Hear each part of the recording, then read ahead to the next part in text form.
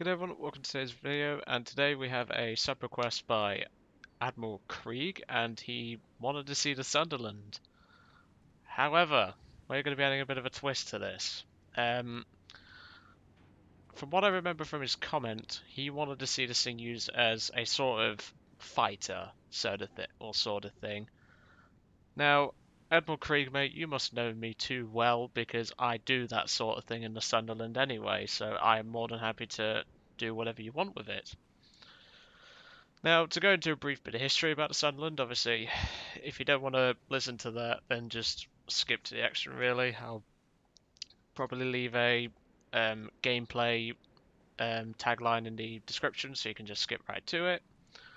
The Sunderland was obviously made by the Shaw brothers, and it went through a lot of design changes. At one point, it only had a single Vickers K machine gun for defense, but then they decided to add ventral turret, or the dorsal turret, the front turret, some machine guns for the pilot, and obviously the quad-mounted tail gunner for the, or tail gun for the tail gunner. And well, it is actually a pretty impressive aircraft. I've always liked the Sunderland. Back when I spaded it, though, it did have a problem with its bomb bay. Now, obviously, we don't have that problem now because we can open our bomb bay doors early before dropping our bombs. But back in the days of spading this thing, you would have to press the spacebar to drop your bombs.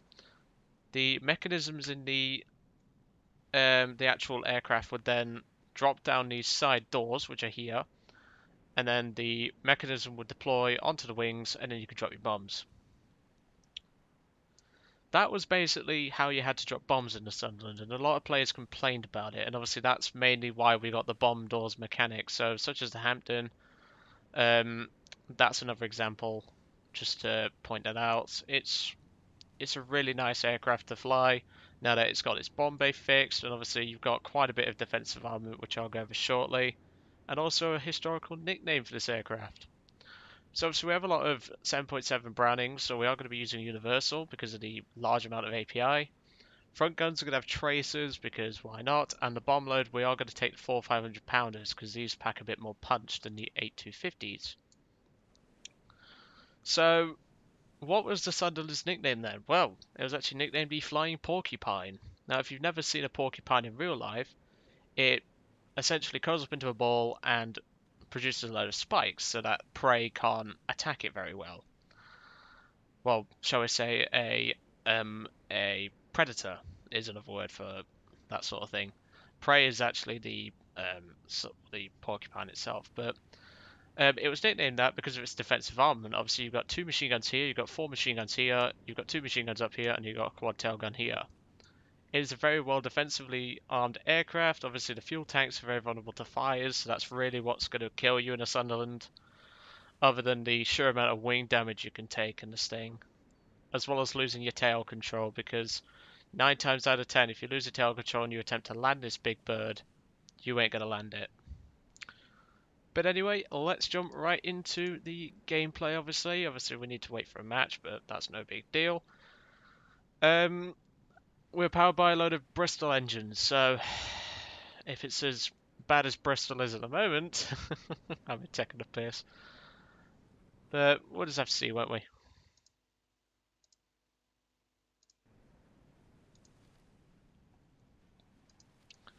But I've always liked the Sunderland. Obviously, the Sunderland Mk3 came, I think, about 2 months before the Mk5 did.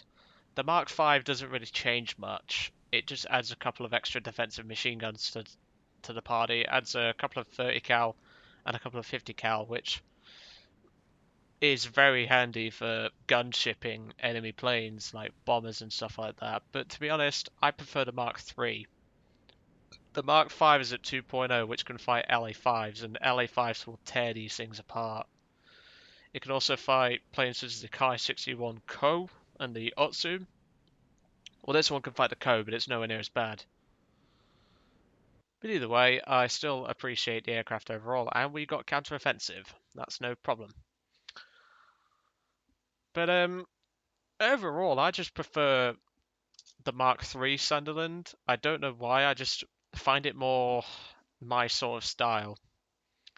Now, when I did originally plan for this video, obviously I've delayed it a couple of days and weeks now, I was going to use some music in it. However, unfortunately, I do not want to risk a copyright strike, so we are not going to do that.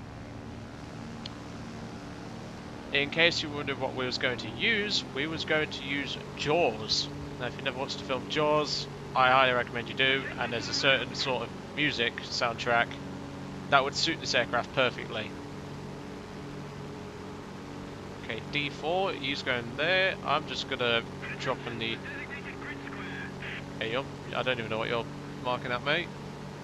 I don't see any enemy bombers at the moment, so we might have to go for the AI bombers, which are over to the left-hand side, well, about 10 miles out. Battle rating 2.3, it would seem. And Godar, I've seen him a few times. I think he was in the, yeah, he was in the Protest 630 respade flight that I did. Nice little plane that is now. But it's like Admiral Krieg can read me like a book. I do use, well, my common saying is, if you get a SEAL club in something they don't expect you to SEAL club in. And I do see a bomber just breaking through the clouds there. I don't know what it is, but we'll keep the bombers on for now. But obviously I don't want to risk a copyright strike, so we can't use Jaws. I could license it and all that, but that's too much of a farce in my opinion.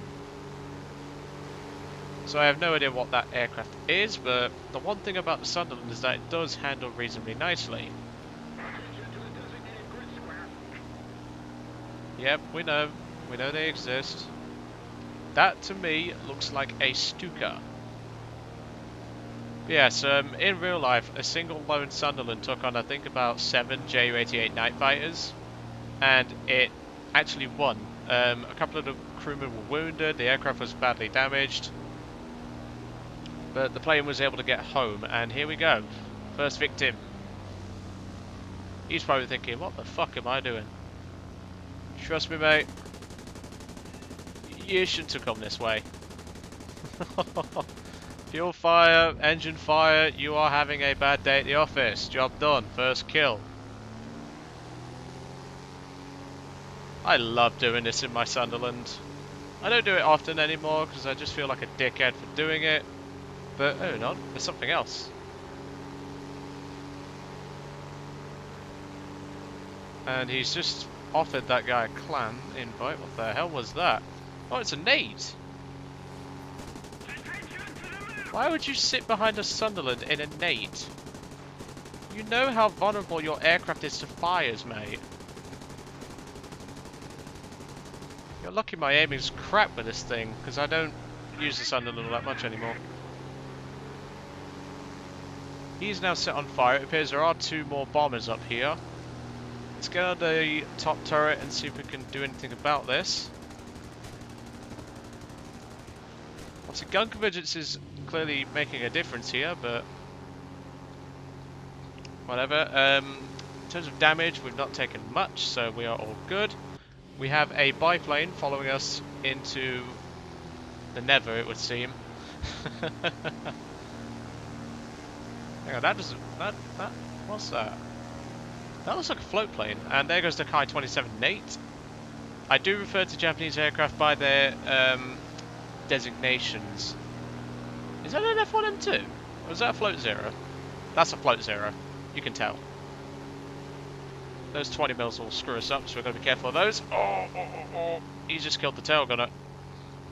I think. Yes, he has. He's killed the tail gunner, but that doesn't mean that the Sunderland's out of defensive armament. Far from it. I don't get how he managed to kill the tail gunner, but we still have a top turret, so it's no big deal. It's just if he kills that top turret, then we are going to have a severe problem. We've got 2 kills so far, so we're doing okay. Because back in the day, the Sunderland could shoot for itself with the ventral turret, or the dorsal turret. He's just firing those cannons. He's trying to kill us at long range. And, oh no. The tail control's been shut out, people. This is not going to be a pleasant flight from now on. It's going to be getting a bit bumpy.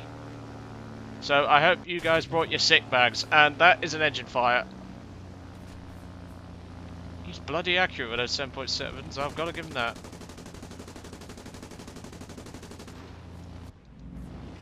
Yeah, I don't think we're surviving this one. But either way, we've had a good start. I will do a second flight. And we've blown off his float, but no, that's a flat spin. It's trying to go to a flat spin. Cut power, see if that does anything. And he just took our wing off. I don't know how he's just done that, but whatever. I mean, we got off to a good start. We did damage him quite severely. He appears to be leaking quite a bit of oil, but that's a good start in my opinion. Obviously, we lost our tail gunner pretty much instantly, which didn't help. But with his damage, he shouldn't make it back to base. But not a bad start. On to the second battle. We now join me in the second flight. Obviously, the first flight went okay. I don't know if the Float Zero crashed. If someone wants to take a look at the server replay and find out if that Float Zero crashed, please do. I'll be more than happy to find out about that. But we had a good start. 2 air kills, potentially 3. I normally do tend to get 3 kills a game in the Sunderland whenever I fly it. Obviously, it was a bit disappointing that our tail gunner got killed pretty much instantly, but battle rate 2.7 games, so we are full up tiered, which, to be honest, it's Gaijin. They always full up tier every chance they get. Right, Hamden, you've already got me on alert because you are firing shots. I'm just going to jump into tail gunner's platoon. I'm not going to shoot him down, but if he puts a single scratch on my paintwork, he's getting shot down. What the fuck is this guy doing? Hey!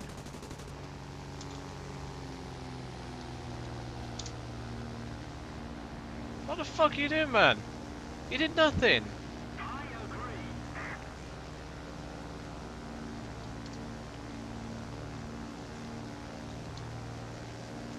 Stop being like this, like you two.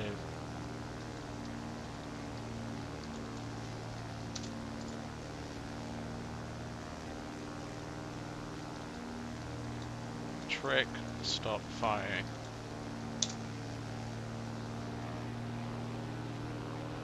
Okay, well, we've already had a bit of childishness in the battle. Obviously, the Blenheim is being a dick to the Hampton. No idea why, but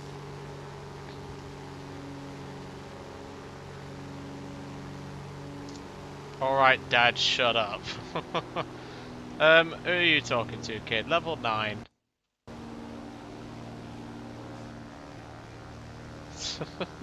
I've never been called Dad in-game before, so I'm actually going to take that as a bit of a compliment, in a sort of weird way. Okay. So now that we've dealt with 2 children, we are now going to go after this 111. And let's hope we don't lose our tail gunner. Because the tail gunner's got the most armament. Which is why I like to pull in front of the enemy bomber and shred it with a tail gunner. As well as the dorsal gunner. It's a very nice tactic to do, actually. As you can see, it works very well. Double engine fire. He's having a bad day at the office. Job done. First kill. Damn, his shooting's actually pretty dang good. RN Roma 03. What level are you, pal? Level 10. Your shooting's actually pretty dang good, mate. Gotta give him that. I don't know what this Blenheim's doing, but even so, we need to get closer to this 111. Yes, I'm well aware that there's an enemy bomber right in front of me. I'm pretty certain I can see it. And there's a bit of F you this, F you that. Any more F-bombs and you'll start becoming the average celebrity in the music industry now. Oh, those are Jap stairs. We need to hurry this up.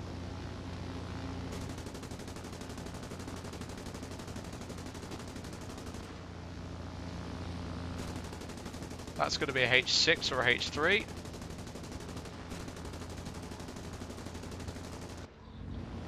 We need to hurry this up because those Jap stairs are going to come in and tear us apart. That's because we're a float plane, we do not actually have armament pointing downwards. well, in a ventral position, so to speak. That's only due to the Sunderland being designed with a float in the middle. Ow, ow, ow. We need to get out of his defensive fire. He's actually wanted to fight. That's fine. I will take you on gladly, sir.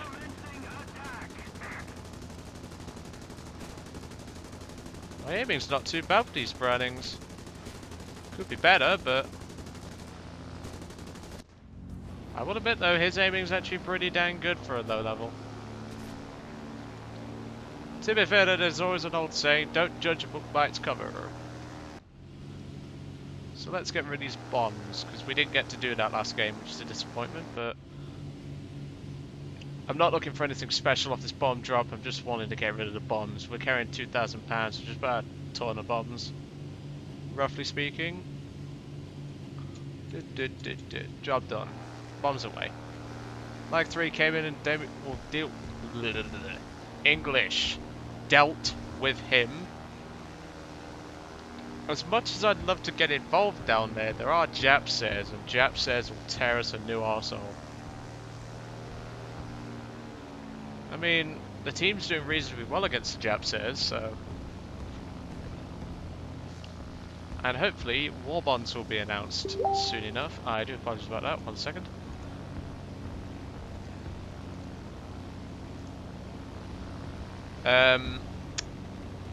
Sorry about that, it's just my group chat on Facebook. What was I going to say? War bonds. If the Japsair appears in war bonds this upcoming month, I will be grinding the Japsair. Just thought I'd make that clear because, well, I do like the look of the Japsair. I mean, it's a Japanese Corsair, it's an F4U-1A, which I already like, and yeah, I've always liked low-tier Corsairs anyway. I love it how Brad has told me to shut up, and yet he's done jack shit for the team, and I've done more to fucking Sunderland. I love players like that. So at the moment, obviously, we have this Corsair pilot to deal with. It's a bit of a danger because obviously F4U-1A, 650 cal guns.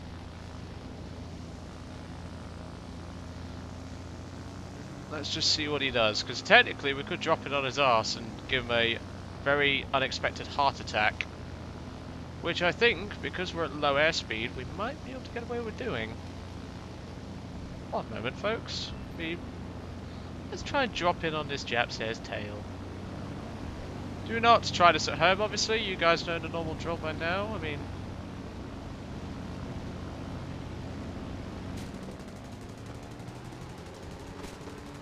I mean, 650 cal guns will tear us a new arsehole, but it's quite clear that this Corsair pilot is blind as a bat, so...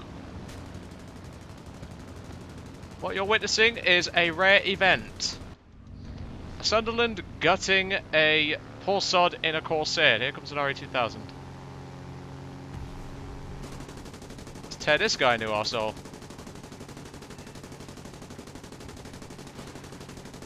Come on, die, die, die. You're going to go for the ram like a knob. And we got him. Okay, we lost the front gunner this time, but that's fine.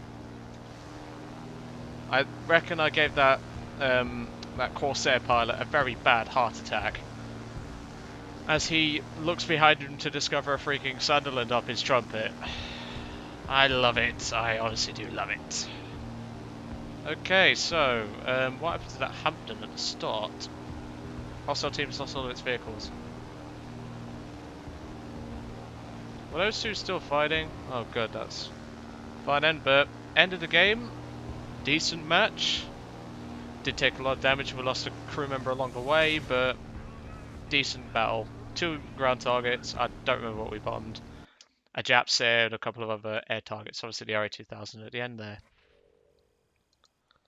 So, yeah, you can fly to Sunderland as a fighter, so to speak, and an interceptor. Do I advise it? Yes. Even if you're low level, even these defensive gunners will tear apart anything they see. I mean, you saw that 111, we just tore him to smithereens. Dual engine fire. it's just devastating, this armament. However, going on the tail of a Japsir like that was a bit optimistic. I think he was a bit, well, he was low on airspeed, I could tell that, but at the same time, I think he was a bit inexperienced. But do not do that to a Japsir. You will die 90% of the time. I just happened to get a bit lucky. So, Admiral Krieg, I hope this satisfies your lust for the Sunderland, so to speak. And, well, technically he said it's part of the Challenge series, which I did start with the H35 when the APHE run was still around. But to be honest, that series never took off. No one ever really put in challenges or anything like that.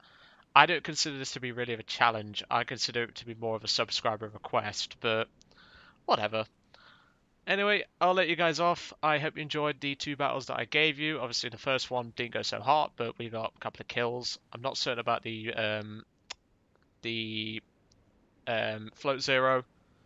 I'll maybe try to find that out. But anyway, I'll let you guys off. I hope you enjoyed today's video on the Sunderland Mk3A, and I will catch you all on the next one.